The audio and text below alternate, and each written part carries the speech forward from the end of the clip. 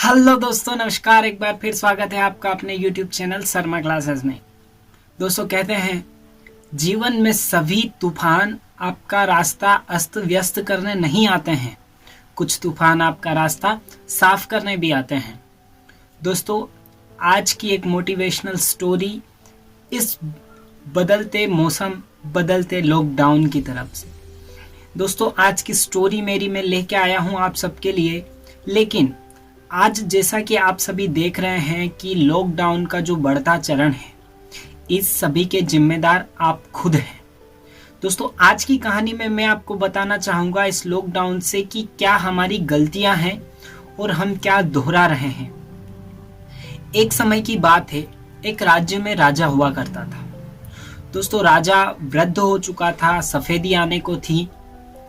उसका राज्य शासन बहुत अच्छा चल रहा था, परंतु उसने सोचा कि हमारा राज्य बहुत अच्छा चल रहा है, क्यों ना हम राज्य में एक उत्सव मना ले। राजा ने एक दिन आदेश दिया अपने सेनापति को कि सेनापति, कल हमारे राज दरबार में एक उत्सव मनाया जाएगा। सेनापति ने मंजूरी ली, पूरे राज्य में अनाउंस करवा दिया कि भैया कल हमारे राज्य में राजा ने बोला है कि हमारे दरबार में एक बहुत बड़ा उत्सव मनाया जाएगा, आप सभी जनता को आना है। साथ ही राजा ने अपने उन राजगुरु को भी बुलाया था जो कि बहुत सालों से राजा के एक गुरु हुआ करते थे, जिन्हें कुल गुरु बोला जाता है। राजा ने उनको भी बुलाया, साथ में पूरी जनता जनार्दन भी आई और राजा ने उत्सव में चार चांद लगाने के लिए सबसे शानदार एक नर्तकी को बुलाया। नर्तकी जो कि बहुत ही मजेदार डांस करती थी, तो राजा ने उसे स्पेशल उसी दिन के लिए इनवाइट किया।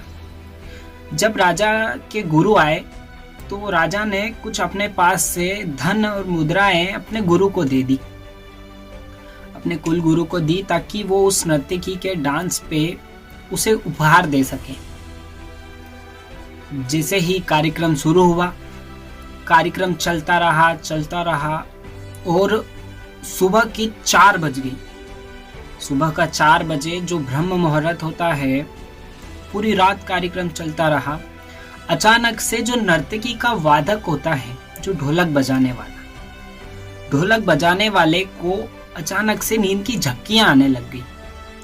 नर्तकी ने जैसे ही देखा कि कहीं ना कहीं अब जो मेरा ढोलक बजाने वाला है उसे नींद की झपकियां आ रही हैं, इसने बहुत अच्छा कार्यक्रम पूरा किया है, अंत में अगर इसने कुछ गलत कर दिया तो राजा इसे दंड दे देगा।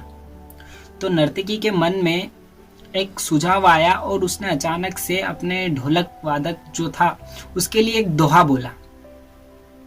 दोहा क्या बोला, गौर कीजिएगा। घड़ी गई थोड़ी रही, या में पल पल जाए, एक पलक के कारणे काहे कलंक लगाए। नर्तकी ने जैसे ही यह दोहा कहा, पूरी राज्यसभा में एक सन्नाटा सा छा गया।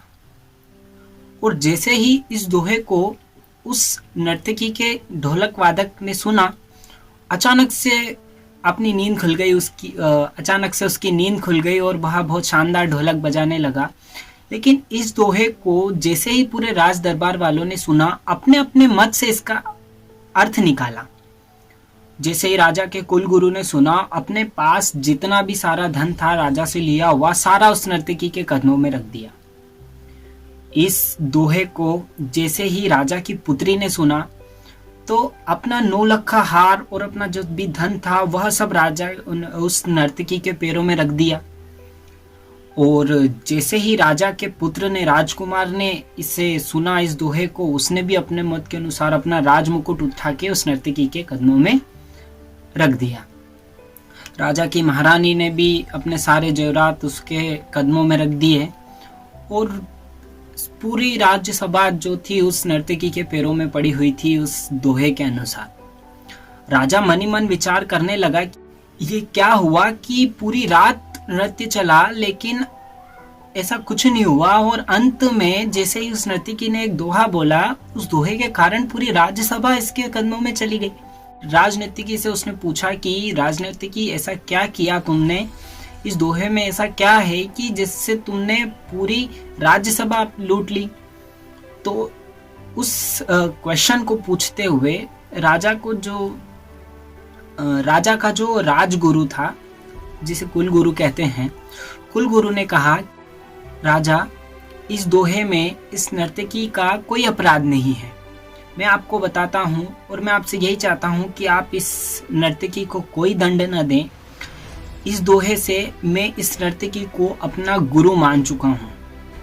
इस दोहे ने मेरी आंखें खोल दी हैं और मैं इसका अर्थ अपने मत से समझाता हूँ कि मैं एक गुरु होते हुए, राजगुरु होते हुए, मैंने अपने सारा टाइम तपस्या में बिताया। अभी तक मैंने तपस्या, तप करके, जप मंत्र करके अपने आप से सिद्धि प्राप्त करी थी और अपने अंतिम क्षण में मैं एक नर्तकी का नृत्य देखने चला आया।